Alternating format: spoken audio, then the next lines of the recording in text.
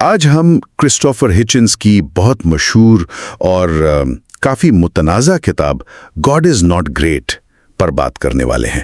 G, how religion پوائزنز every thing. بالکل، یہ کوئی عام کتاب نہیں ہے، بلکہ یہ مذہب کے تصور پر ایک بہت ہی براہ راست بے باک حملہ ہے۔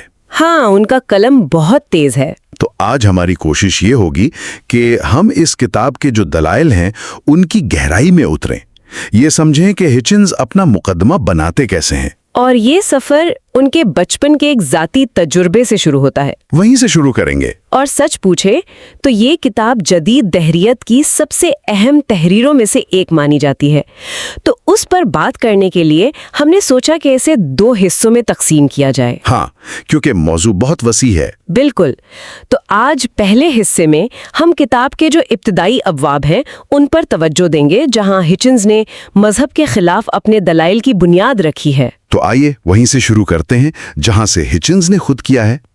وہ اپنی بات ایک ذاتی قصے سے شروع کرتے ہیں۔ جی، ان کے بچپن کا ہے۔ وہ 9 سال کے تھے اور ان کی ایک استانی تھیں مسز جین واٹس۔ وہ بچوں کو فطرت کے بارے میں بڑے شوق سے پڑھاتی تھیں۔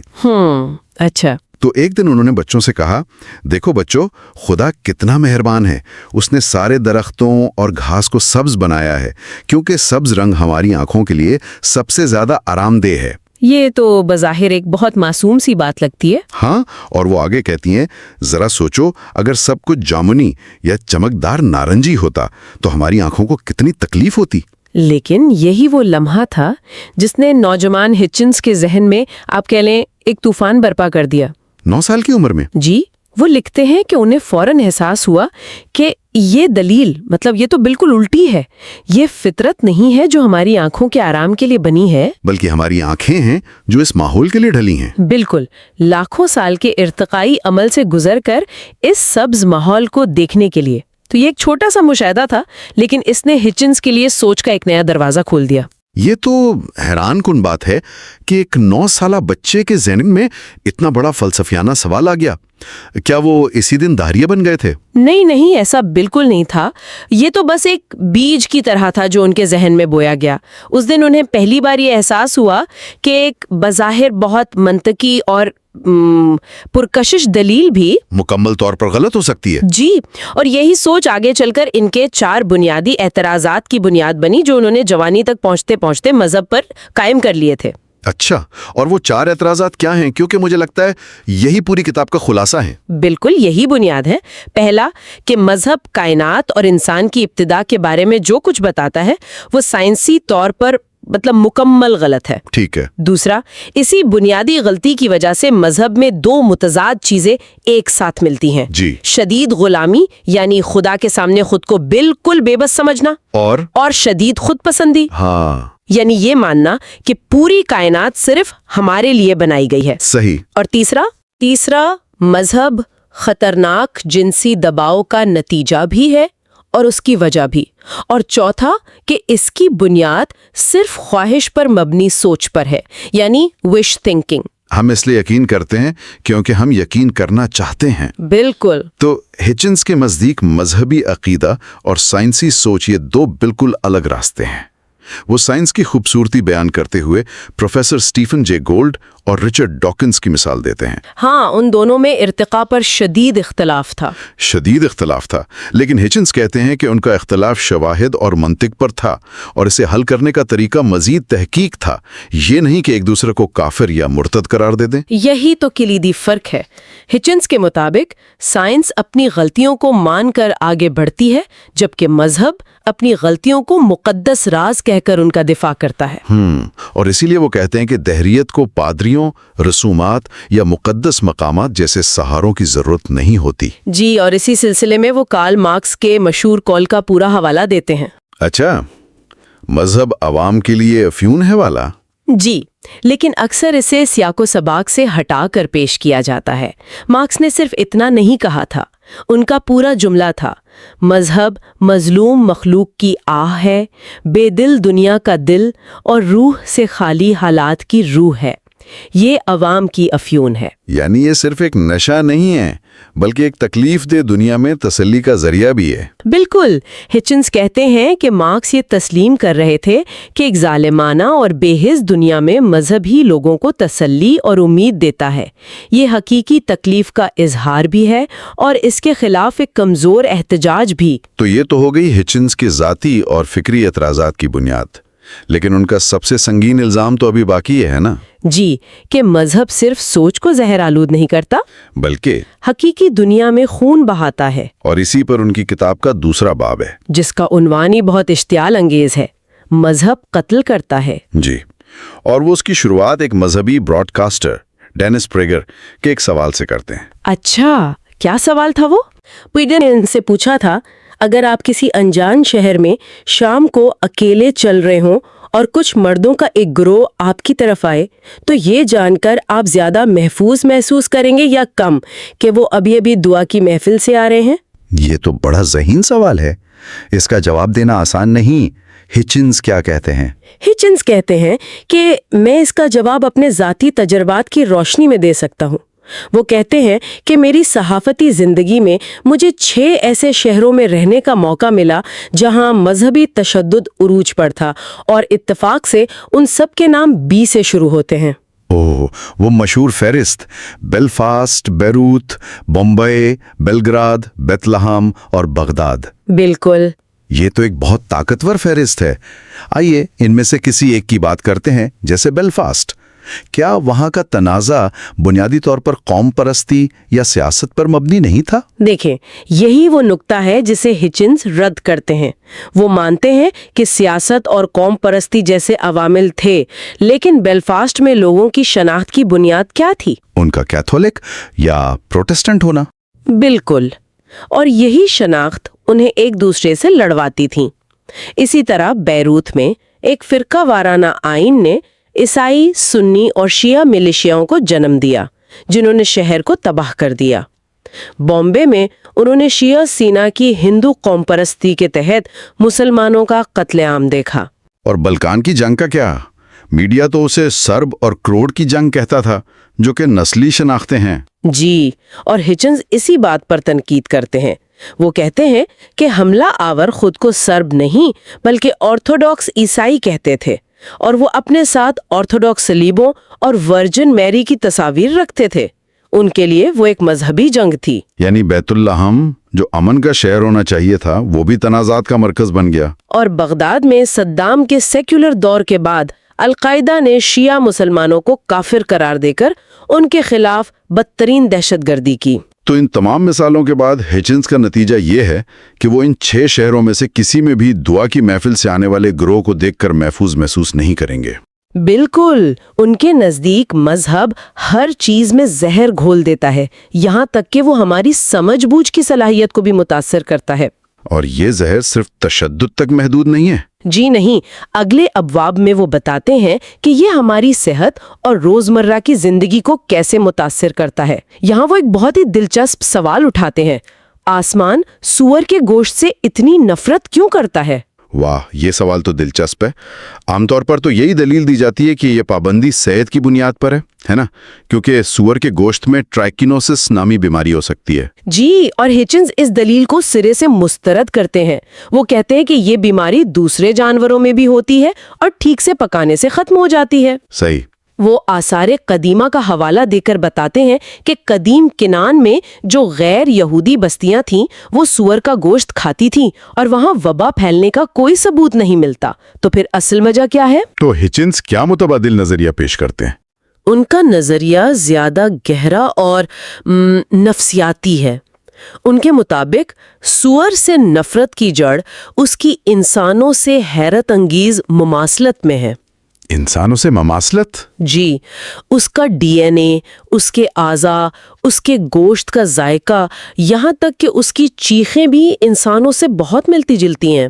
ہچنز کا خیال ہے کہ قدیم دور میں جب انسانی قربانی اور آدم خوری کا رواج تھا، سور اس کی ایک خوفناک یاد دلاتا تھا۔ اچھا۔ اس لیے اس کے خلاف ایک لاشعوری اور شدید نفرت پیدا ہو گئی، جسے بعد میں مذہبی ممانعت کا شکل دے دی گئی۔ یعنی صحت کی دلیل صرف ایک پردہ ہے اور اصل وجہ کہیں زیادہ گہری ہے۔ یہ تو واقعی چونکا دینے والی بات ہے۔ اگر مذہب کھانے پینے کے بارے میں اتنی طاقتور سوچ پیدا کر سکتا ہے تو پھر جب بات جدید میڈیسن کی آتی ہے تو کیا ہوتا ہے؟ وہاں صورتحال اور بھی سنگین ہو جاتی ہے۔ ہچنز کلکتہ کا ایک تجربہ بیان کرتے ہیں جہاں مسلم سخت گیروں نے پولیو ویکسین کی مخالفت کی۔ کیوں؟ یہ کہہ کر کہ یہ مسلمانوں کو بانج کرنے کی مغربی سازش ہے؟ جی بالکل، اور یہ کوئی مقامی مسئلہ نہیں تھا۔ ویٹیکن کے ایک اعلیٰ عہدیدار کارڈینل ٹروجلو نے دعویٰ کیا کہ کانڈم میں چھوٹے چھوٹے سوراخ ہوتے ہیں جن سے ایڈز کا وائرس گزر سکتا ہے۔ یہ تو بہت غیر ذمہ دارانہ بیان ہے۔ اس ایک بیان نے افریقہ جیسے خطوں میں جہاں ایڈز کی وبا پھیلی ہوئی تھی لاکھوں زندگیوں کو خطرے میں ڈال دیا۔ یہ تو صحت عامہ کے اصولوں کی کھلی خلاف ورزی ہے۔ بالکل، اور ایک اور مثال نیو یارک کے حسیدی یہودی فرقے کی ہے۔ ان میں ختنہ کی ایک قدیم رسم ہے جسے پیریا متسیسا کہتے ہیں، جس میں مذہبی پیشوا زخم کو براہ راست منہ سے چوس کر خون صاف کرتا ہے۔ کیا؟ جی، اس غیر محفوظ عمل کی وجہ سے کئی نومولود بچوں کو ہرپیز کا وائرس منتقل ہوا اور ان میں سے کچھ کی موت بھی واقع ہوئی۔ تو ہچنز کا نقطہ یہ ہے کہ مذہب اکثر ایسی رسومات کے لیے الہامی استثناء کا دعویٰ کرتا ہے جنہیں عام حالات میں بچوں پر ظلم یا صحت عامہ کے لیے سنگین خطرہ سمجھا جائے گا۔ یہ ہمیں ہچنز کے دلائل کے ایک اور اہم ستون کی طرف لاتا ہے، خود مقدس کتابوں کے متن کا جائزہ۔ وہ کہتے ہیں کہ اگر الہامی ہدایات ہی ناقص ہوں تو پھر پوری عمارت ایک کمزور بنیاد پر کھڑی ہے۔ اور وہ اس کی شروعات وہاں سے کرتے ہیں جس سے بہت سے لوگ اخلاقیات کا سنگ بنیاد سمجھتے ہیں، یعنی 10 احکام۔ کوہ سینا پر موسیٰ اور خدا کی ملاقات کی کہانی۔ جی، وہ ان 10 احکام کا ایک ایک کر کے جائزہ لیتے ہیں اور ایک بہت دلچسپ نتیجہ نکالتے ہیں۔ وہ کہتے ہیں کہ پہلے 3 احکام تو صرف خدا کی بالادستی، اس کی تعریف اور اس کے نام کی حرمت کے بارے میں ہے۔ ان کا انسانی اخلاقیات سے کوئی تعلق نہیں۔ بالکل نہیں، یہ صرف آسمانی آمریت کا اعلان ہے، ساتھ میں نسل در نسل سزا کی دھمکی بھی ہے۔ اور باقی احکام کے بارے میں کیا؟ جیسے قتل نہ کرو، چوری نہ کرو وغیرہ، یہ تو اچھے اصول ہیں۔ تو ہچنز کا اصل نقطہ یہ نہیں کہ یہ احکام برے ہیں، بلکہ یہ کہ یہ غیر ضروری ہیں۔ وہ کہہ رہے ہیں کہ انسانیت کو اخلاقیات کے لیے کسی آسمانی وحی کی ضرورت نہیں تھی۔ اچھا، قتل، چوری، جھوٹ کے خلاف قوانین تو حمورابی کے ضابطے اور دیگر قدیم تہذیبوں میں پہلے سے موجود تھے۔ یہ وہ اصول ہیں جو کوئی بھی مہذب معاشرہ اپنے وجود کے لیے خود ہی دریافت کر لیتا ہے۔ یعنی یہ مذہب کے اخلاقی اجارہ داری کے دعوے پر ایک حملہ ہے۔ جی، اور پھر آخری حکم، لالچ نہ کرو۔ ہچنز اسے سب سے عجیب حکم قرار دیتے ہیں۔ کیوں؟ اول تو یہ ایک ناممکن مطالبہ ہے جو انسانی فطرت کے خلاف ہے۔ دوسرا، اس حکم کی عبارت میں عورت کو مرد کی دیگر جائیداد جیسے اس کا گھر، اس کے نوکر اور اس کے جانور کے ساتھ شمار کیا گیا ہے۔ یہ تو عورت کی توہین ہے۔ بالکل، اور پھر ہچنز پوچھتے ہیں کہ ان احکامات میں کیا چیز شامل نہیں ہے؟ بچوں پر ظلم، عصمت دری، غلامی یا نسل کشی جیسے ہولناک جرائم کے بارے میں ایک لفظ بھی نہیں کہا گیا۔ یہ تو ایک بہت اہم نقطہ ہے، یعنی جو چیزیں واضح طور پر منع ہونی چاہیے تھیں وہ غائب ہیں۔ نہ صرف غائب ہیں بلکہ اگلے ہی باب میں غلاموں کی خرید و فروخت اور اپنی بیٹیوں کو بطور غلام بیچنے کے قوانین تفصیل سے بیان کیے گئے ہیں۔ یعنی تضاد بہت واضح ہے۔ بنی اسرائیل کے مصر سے بڑے پیمانے پر فرار، صحرا میں 40 سال تک بھٹکنے اور کنعان کی خونی فتح کے کوئی ٹھوس آثار قدیمہ کے ثبوت موجود نہیں ہے۔ تو اگر ہچنز کے مطابق عہد نامہ قدیم کی تاریخی اور اخلاقی بنیادیں اتنی کمزور ہیں تو وہ عہد نامہ جدید یعنی اناجیل کے بارے میں کیا کہتے ہیں؟ بالکل نہیں، وہ اسے زیادہ قابل اعتبار نہیں سمجھتے، بلکہ وہ یہاں بھی وہی تنقیدی طریقہ اپناتے ہیں۔ ان کا بنیادی نقطہ یہ ہے کہ اناجیل یعنی گوسپلز مبینہ واقعات کے کئی دہائیوں بعد گمنام مصنفین نے لکھی جو عینی شاہد نہیں تھے، اور اسی وجہ سے ان میں بے شمار تضادات ہیں۔ جی، اور یہ معمولی تضادات نہیں ہے۔ مثال کے طور پر متی اور لوکا کی انجیل میں حضرت عیسیٰ کی پیدائش کا قصہ اور ان کا نسب نامہ بالکل مختلف ہے۔ अच्छा, मुड हैं, जैसे शहंशाह अगस्टस की मर्दमशुमारी और गवर्नर कोरेनियस का दौरे हुकूमत। इन वाकयात को इस तरह मिलाया गया है जो तारीखी तौर पर मुमकिन ही नहीं है। तो हिचिंस के लिए ये इस बात का सबूत है कि ये कहानियां तारीखी दस्तावेजात नहीं बल्कि बाद में लिखी गई मजहबी तहरीरें हैं। बिल्कुल, जिनका मकसद अकीदे को फरोग देना था, तारीख लिखना नहीं। इसी सिलसिले में वो मेल गिब्सन की मशहूर film the passion of the Christ का हवाला भी देते हैं। हाँ, गिब्सन ने दावा किया था कि उनकी फिल्म आईनी शाहिदीन की रिवायात पर मबनी है, जबकि हिचिंस कहते हैं कि कोई भी इंजील लिखने वाला आईनी शाहिद था ही नहीं। ये एक बुनियादी गलतफहमी है। और उसी मंतक को आगे बढ़ाते हुए वो C.S. लुइस के मशहूर इस्तिदलाल का जवाब देते हैं। जी, लियोस का वो मशहूर इस्तिदलाल कि हजरत ईसा या तो खुदा के बेटे थे या झूठे थे या फिर एक पागल शख्स। हाँ, हिचिंस कहते हैं कि ल्यूइस एक चौथे और सबसे वाज़े इम्कान को नज़रअंदाज कर देते हैं कि ये कहानियां ही मनगढ़ंत या बढ़ा चढ़ा कर पेश की गई हैं। यानी अगर अनाजील खुद मुत्तजाद और नाकाबिल एतबार हैं तो फिर उनकी बुनियाद पर इतना बड़ा दावा कैसे किया जा सकता है? बिल्कुल, इसकी सबसे बड़ी मिसाल जिना की मुल्जिमा औरत वाली मशहूर कहानी है, यानी यूहन्ना 8.3 से 11। अच्छा, इसमें क्या मसला है? जदीद बाइबल के स्कॉलर्स का तकरीबन इत्तेफाक है कि ये खूबसूरत कहानी असल इंजील का हिस्सा नहीं थी और इसे कई सदियों बाद किसी ने शामिल किया था। तो आज की गुफ्तगू का खुलासा ये है कि हमने देखा कि क्रिस्टोफर हिचिंस मजहब पर तनकीद का आगाज कैसे करते हैं। हमने एक 9 साला बच्चे के मासूम सवाल से शुरू किया और फिर मजहब और तशद्दुद, सेहत आमा पर उसके असरात और आखिर में मुकद्दस किताबों यानी अहदनामा कदीम और जदीद के मतन का तनकीदी जायजा लिया। और हिचिंस ने इन तमाम दलाइल से ये मुकदमा कायम किया है कि मजहब इंसानी हाथों की तख्लीक है जो हमारे खौफ, हमारी ख्वाहिशात और हमारे तजादात का आईनादार है। जमीनी असरात और उसके तारीखी दावों पर हमला किया है। यानी अभी गहरे फलसफियाना दलाइल बाकी हैं। जी, अगले हिस्से में हम उनके मजीद गहरे फलसफियाना और साइंसी दलाइल का जायजा लेंगे। हम देखेंगे कि वो कायनात के डिजाइन के दलाइल को कैसे मुस्तरद करते हैं और यह साबित करने की कोशिश करते हैं कि मजहब के माबादुल तबियाती दावे भी झूठे हैं। ये गुफ्तगू हमें कायनात में इंसान के मकाम के बारे में मजीद गहराई से सोचने पर मजबूर करेगी। तो आइए शुरू करते हैं इस सवाल से कि मज़ाहिब आखिर बनते कैसे हैं। किताब में कुछ बहुत ही हैरानकुन मिसालें हैं, खास तौर पर कार्गो कल्ट्स की। ये क्या था? जी, ये एक बहुत ही जबरदस्त मिसाल है। देखें, दूसरी जंगे अजीम के बाद बहरुल काहिल के कुछ जजीरों पर कबाइलियों ने पहली बार मगरबी जहाज़ों को आसमान से उतरते देखा। अच्छा, और उन जहाज़ों से खुराक, कपड़े, टेक्नोलॉजी, मतलब हर तरह का सामान आता था जिसे वो कार्गो कहते थे। जब जंग खत्म हुई तो ये जहाज आने बंद हो गए। तो इन कबाइल ने सोचा कि ये सामान अब क्यों नहीं आ रहा? बिल्कुल, उन्होंने ये नतीजा निकाला कि ये कार्गो उनके आबाओ अजदाद भेजते थे और ये जो गोरे लोग थे इन्होंने किसी तरह इस पर कब्जा कर लिया है। तो इसके जवाब में उन्होंने उनकी नकल करना शुरू कर दी। नकल? किस तरह की नकल? उन्होंने बांस और लकड़ी से जहाज़ों के मॉडल बनाए, रनवे बनाए, कंट्रोल टावर्स बनाए। वो लकड़ी की बंदूकें लेकर फौजियों की तरह परेड भी करते थे, ये सोचकर कि शायद ये रस्में अदा करने से वो कार्गो वापस आ जाएगा। मतलब ये हमारी आंखों के सामने एक नया मजहब बन रहा था। जी, हिचिंस यही कहते हैं कि ये एक लाइव लेबोरेटरी थी।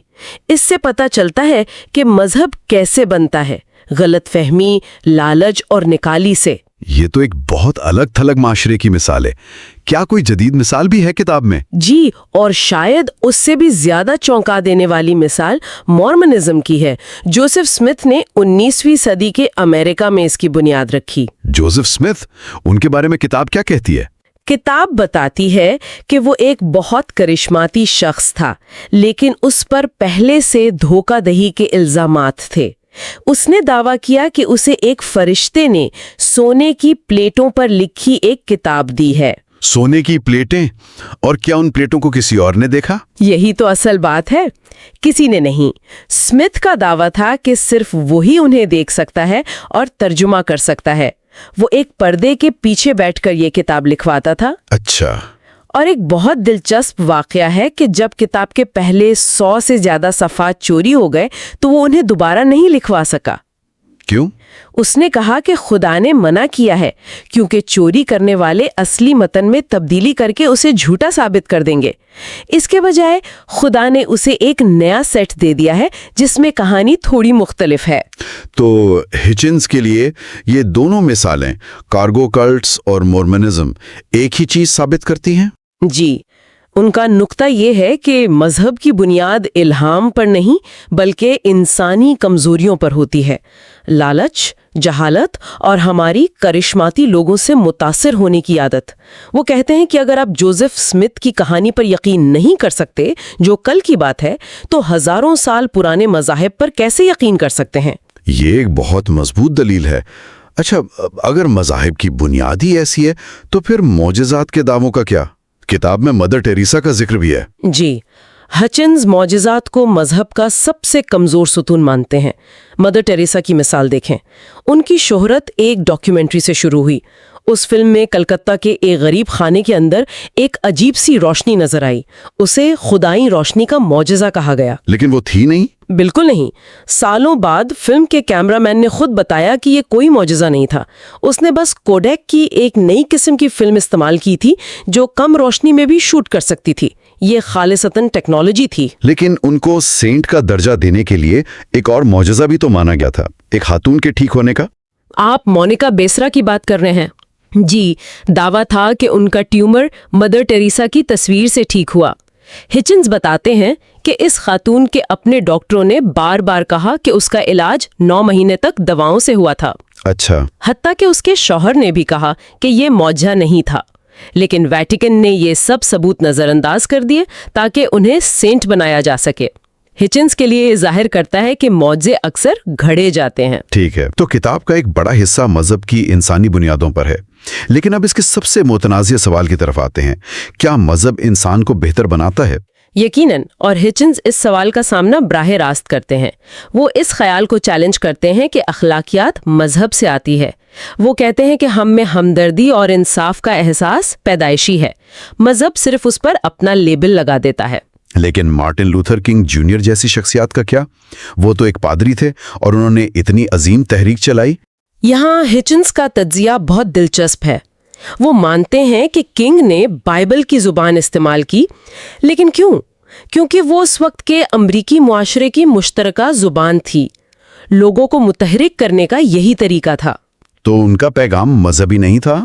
ان کا عدم تشدد کا پیغام پرانے عہد نامے کی آنکھ کے بدلے آنکھ والی تعلیم سے نہیں آیا تھا۔ وہ گاندھی اور انسان دوستی کی فکر سے متاثر تھا۔ اور ہچنز یہ بھی یاد دلاتے ہیں کہ کنگ کے مخالفین بھی تو بائبل سے ہی دلائل دیتے تھے۔ مذہب نے صدیوں تک غلامی کو بھی تو جائز قرار دیا تھا۔ آپ نے گاندھی کا ذکر کیا، کتاب تو ان پر بھی کافی تنقید کرتی ہے۔ یہ بات بہت سے لوگوں کے لیے حیران کن ہوگی۔ جی، ہچنز گاندھی کا احترام کرتے ہیں لیکن ان کی سیاست پر سوال اٹھاتے ہیں۔ ان کا خیال ہے کہ گاندھی نے جب سیاست میں ہندو مذہب کی علامتیں جیسے چرخا یا رام راجیہ استعمال کی تو اس نے انجانے میں مسلمانوں کو الگ کر دیا۔ اور اس کا نتیجہ تقسیم کی صورت میں نکلا۔ کتاب میں روانڈا کے نسل کشی کا بھی ذکر ہے، جو ایک انتہائی عیسائی ملک تھا۔ یہ تو واقعی اس دعوے کی نفی کرتا ہے کہ مذہب اخلاقیات سکھاتا ہے۔ روانڈا کی مثال دل دہلا دیتی ہے۔ 1994 میں روانڈا افریقہ کے سب سے زیادہ کیتھولک ممالک میں سے تھا۔ جب قتل عام شروع ہوا تو ہزاروں لوگوں نے گرجا گھروں میں پناہ لی، یہ سوچ کر کہ وہ وہاں محفوظ ہوں گے۔ جی، لیکن بہت سے واقعات میں پادریوں اور راہباؤں نے خود قاتلوں کو بلا کر ان لوگوں کے حوالے کر دیا۔ کچھ تو خود اس جرم میں شریک تھے۔ ہچنز کے لیے یہ حتمی ثبوت ہے کہ مذہبی ہونا اخلاقی ہونے کی ضمانت نہیں۔ یہ مثالیں واقعی پریشان کن ہیں۔ تو اگر مذہب اخلاقیات کا ذریعہ نہیں اور اس کی بنیادیں بھی کمزور ہیں تو متمادل کیا ہے؟ ہچنز کیا پیش کرتے ہیں؟ جی، اور یہ کتاب کا امید والا حصہ ہے۔ ہچنز اقلیت پسندی اور سائنسی سوچ کی ایک لمبی روایت کا ذکر کرتے ہیں۔ یہ روایت سقراط سے شروع ہوتی ہے، جس نے کہا تھا کہ بغیر جانچ پڑتال کی زندگی جینے کے قابل نہیں ہے۔ مطلب جہاں مذہب جواب دینا بند کر دیتا ہے وہاں سے فلسفہ شروع ہوتا ہے۔ بالکل، اور اس کے بعد سپینوزا جیسے لوگ آئے، 17ویں صدی کے فلسفر۔ انہیں یہودی برادری سے نکال دیا گیا تھا کیونکہ انہوں نے ایک ذاتی خدا کے تصور کو رد کر دیا تھا۔ ذاتی خدا سے کیا مراد ہے؟ مطلب کوئی ایسا خدا جو آسمان پر بیٹھ کر ہماری دعائیں سنتا ہے یا ہماری زندگیوں میں مداخلت کرتا ہے۔ سپینوزا کا خدا کائنات کے قوانین میں تھا۔ ان کے لیے فطرت کو سمجھنا ہی خدا کو سمجھنا تھا۔ اور پھر روشن خیالی کا دور آیا، انلائٹنمنٹ۔ جی، 18ویں صدی میں، جس نے منطق اور سائنس کو مذہبی عقائد پر فوقیت دی۔ ہچنز امریکہ کے بانیوں جیسے تھامس جیفرسن کی مثال دیتے ہیں۔ انہوں نے ایک ایسا آئین بنایا جس میں جان بوجھ کر خدا کا ذکر نہیں کیا گیا اور ریاست کو مذہب سے الگ رکھا گیا۔ اور پھر ڈارون اور آئنسٹائن آئے۔ جی، ڈارون نے دکھایا کہ زندگی ایک خالق کے بغیر بھی وجود میں آ سکتی ہے، اور آئنسٹائن نے کائنات کی ایسی وضاحت کی جس میں ایک ذاتی خدا کی ضرورت نہیں رہتی۔ آئنسٹائن نے تو صاف کہا تھا کہ وہ ایسے خدا پر یقین نہیں رکھتے جو انسانوں کے اعمال سے سروکار رکھتا ہو۔ یہ بات سمجھ میں آتی ہے، لیکن ایک اعتراض جو ہمیشہ کیا جاتا ہے، اور یہ بہت بڑا اعتراض ہے، وہ یہ کہ 20ویں صدی کی سب سے بڑی تباہی تو سیکولر حکومتوں میں مچائی، نازیزم، اسٹالنزم۔ اور یہ ایک بہت اہم سوال ہے۔ ہچنز اس کا جواب دیتے ہیں۔ ان کا استدلال ہے کہ یہ حکومتیں دراصل سیکولر تھیوکریسیز تھیں، یعنی غیر مذہبی آمریتیں جنہوں نے مذہب کی جگہ لے لی۔ بالکل، ان میں مذہب والی ساری خصوصیات تھیں۔ ایک ناقابل سوال عقیدہ جیسے نسل پرستی یا کمیونزم، ایک پیغمبر جیسی شخصیت ہٹلر یا اسٹالن، مقدس کتابیں جیسے ہٹلر کی مائن کامف، اور جنت کا وعدہ بھی۔ جی، 1000 سالہ سلطنت یا مزدوروں کی جنت۔ تو مسئلہ ان کا لادین ہونا نہیں تھا بلکہ مطلق العنان ہونا تھا۔ وہ بھی ہر قسم کی آزاد سوچ کے دشمن تھے، بالکل کسی کٹر مذہبی ریاست کی طرح۔ یہ بہت اہم نقطہ ہے۔ اچھا، اس دوران مذہبی اداروں کا اپنا کیا کردار تھا؟ کتاب اس معاملے میں بھی کوئی نرمی نہیں برتتی۔ ہچنز بتاتے ہیں کہ کیتھولک چرچ نے مسولینی اور ہٹلر دونوں کی حکومتوں کے ساتھ معاہدے کیے۔ ویٹیکن نے 1933 میں نازی جرمنی کے ساتھ ایک معاہدہ کیا جس نے ہٹلر کی آمریت کی راہ ہموار کی۔ تو اس ساری بحث کا خلاصہ کیا ہے؟ کتاب کا آخری پیغام کیا ہے؟ ہچنز کا حتمی پیغام یہ ہے کہ آج انسانیت کو ایک نئی روشن خیالی کی ضرورت ہے۔ ان کے مطابق اصل خطرہ یہ ہے کہ جب پرانے غیر عقلی عقائد جدید تباہ کن ہتھیاروں سے ملتے ہیں تو یہ تہذیب کے لیے ایک بہت بڑا خطرہ بن جاتا ہے۔ یعنی جہالت اور ٹیکنالوجی کا خطرناک امتزاج۔ بالکل، وہ ایران کے سابق صدر کی مثال دیتے ہیں جو ایٹمی پروگرام چلا رہے تھے لیکن ساتھ ہی یہ بھی مانتے تھے کہ وہ غائب امام سے رابطے میں ہیں اور ان کے لیے کونے میں خط ڈالتے ہیں۔ تو گویا یہ عقل اور فرسودگی کے درمیان ایک دوڑ ہے۔ جی، ہچنز کہتے ہیں کہ اب وقت آ گیا ہے کہ ہم بچپن کے خوف اور پرانی کہانیوں سے باہر نکلیں۔ ہمیں سائنس اور فلسفے کو اپنانا ہوگا اور فرسودہ عقائد کے بوجھ سے آزاد ہو کر اپنی مشترکہ انسانیت کو پہچاننا ہوگا۔ کرسٹوفر ہچنز کے خیالات واقعی سوچنے پر مجبور کرتے ہیں، چاہے کوئی ان سے اتفاق کرے یا نہ کرے۔ آج کی اس گفتگو کے لیے بہت شکریہ۔ شکریہ۔ ہم سننے والوں کے لیے ایک سوال چھوڑے جاتے ہیں۔ اگر ہمیں آج اپنی اخلاقیات کی بنیاد صرف عقل اور ہمدردی پر رکھنی ہو تو وہ کیسی نظر آئے گی؟ اس پر سوچئے گا۔ اگلی بار تک کے لیے اپنا خیال رکھیے گا۔